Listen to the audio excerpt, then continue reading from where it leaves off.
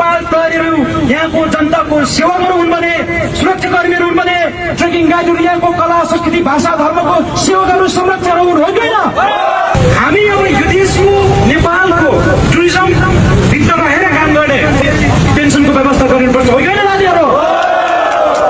हामीले भनिरहेका छौँ अमेरिका जाने भिसा क्यान्सल गरेर, अस्ट्रेलिया जाने भिसा क्यान्सल गरेर हामीले नेपालकै हिमालहरू देखाउन पाऊँ, अझै हामीले धेरै म्यासेज दिन पाऊँ, हामीले गाइडिङ गर्न पाऊँ, नेपालमा रहेर चाहिँ गर्व गर्न पाऊँ भनेर हामी हाम्रो लाइसेन्सहरू त्यहाँ अमेरिकामा बस्ने भिजाहरू क्यान्सल गरेर हामीले चाहिँ यो देशमै रमाउन चाहन्छौँ। यो देशको अझै इतिहासहरू, राजनीतिहरू, यो जनताहरूको एउटा चाहिँ मौलिक कुराहरू, यहाँको लोकल कुराहरू अझै हामी प्रस्तुत गर्न चाहन्छौँ।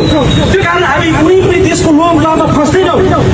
त्यही भएर त्यति धेरै कर्म गरिरहँदा पनि चाख्दाखेरि त व्यवस्था गर्यो सरकारले, हामीले व्यवस्था गर्यो। यो बेला हिजो कर ट्याक्स भ्याट तिर्दाखेरि हामीले कति धेरै सहयोग गरेका छौँ। त्यो सहयोग दिने अनि त्यो हाम्रो कर ट्याक्स भ्याटहरू हिमाल चढ्ने आरोहीहरूका चाहिँ रेस्क्युको पैसाहरूले चिल्लो गाडी चढेर सरकारमा बस्ने ती भनाउँदाहरू, नेता भनाउँदाहरूलाई हामी खबरदारी गर्न चाहन्छौँ, प्रश्न गर्न चाहन्छौँ। हाम्रो पैसाले मोज गर्नुहुन्छ हाम्रो अधिकारको निम्ति, अस्तित्वको निम्ति। कुनै गाइडको क्लाइम्बरको अस्तित्व, सेफ ल्यान्डिङ कहाँ हो, यो कुरा कहिले सोच्ने तपाईँहरू? अब हामी पर्यटन मजदुर गर्नेहरू अर्थात् गाइड गर्नेहरू चाहिँ हामी कहिलेसम्म यसरी बस्ने? हामी प्रश्न गर्न चाहन्छौँ, हामी आह्वान गर्न चाहन्छौँ। तपाईँहरू अब हामी ट्रेकिङ गाइडहरू, क्लाइम्बरहरू अब मूर्ख मात्र हुन्, उहाँहरू चाहिँ बल मात्रै छ, उहाँहरूसँग बौद्धिक पक्ष छैन, बौद्धिक सर्कल छैन भनेर नसोच्दा हुन्छ। उहाँहरू त्यसरी भ्रम नपर्नुहोस्। सगरमाथा चढ्नेहरूले चाह्यो भने सिंहदरबारको त्यो टपमा पनि क्लाइम्बिङ गरेर डोरीले चढाएर देखाइदिन्छ, हो किन? हामी यहाँबाट आह्वान गर्दछौँ तपाईँहरू अब पर्यटन मजदुरहरूलाई, अथवा ट्रेकिङ गाइडहरू कमजोर होइनन्, लिडरहरू चाह्यो भने नेपालको चाहिँ सार्वजनिक नम्बरमा लिड गर्न सक्छ, त्यो खालको क्षमता छ हामीसँग, हो किन?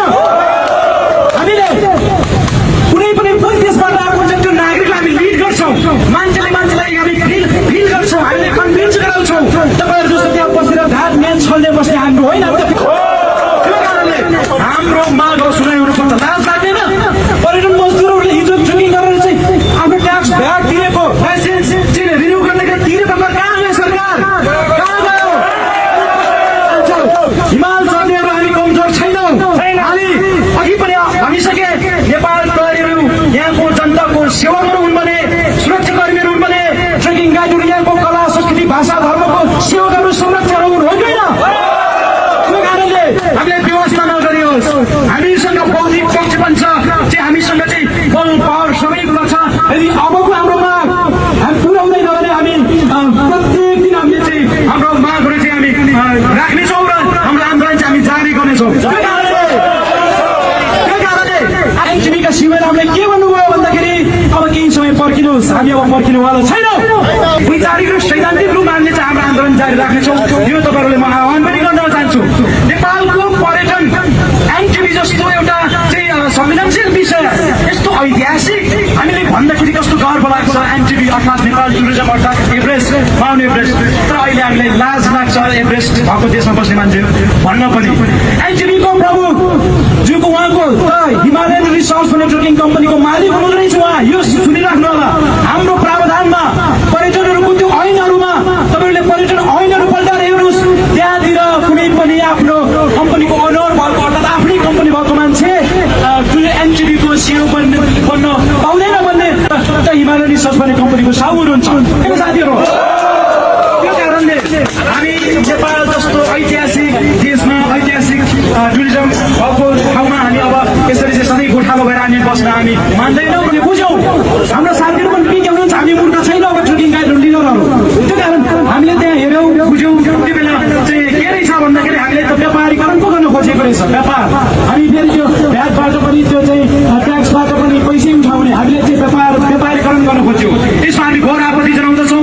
यो नगरियोस्। हामी 3 महिना पढाउन नपाउने शिक्षकहरूले चाहिँ आफ्नोमा सम्बोधन गर्ने सांसदहरूमा अनि नेपालको पर्यटन जस्तो बलियो ऐतिहासिक विषयलाई चाहिँ अहिलेसम्म सम्बोधन नगर्ने हाम्रो लागि जिम्मेवारीमा बस्ने, नेतृत्वमा बस्ने हाम्रो चाहिँ त्यो कथित सङ्घ संस्थाहरूसँग पनि हामी औलो उठाउँछौँ। तपाईँ हाम्रो लागि सही माग ल्याउनुहोस्, सही चाहिँ विषय ल्याउनुहोस्, नत्र हामी यो विषयमा आफ्नो विचारहरू राख्नलाई चाहिँ हामी सकारात्मक रूपमा हामी जुनसुकै हिस्सामा पनि त्यो वैचारिक सैद्धान्तिक तपाईँहरूले हामी लड्न आफ्नो मागहरू राख्न हामी कन्टिन्यू गर्नेछौँ, हामी छोड्दैनौँ भन्न चाहन्छु भन्दै सम्पूर्ण पत्रकार साथीहरू चाहिँ हाम्रो सरहरू सबैलाई एकदम थ्याङ्क यू सो मच। साथै सम्पूर्ण साथीहरू सहकर्मी साथीहरू सबै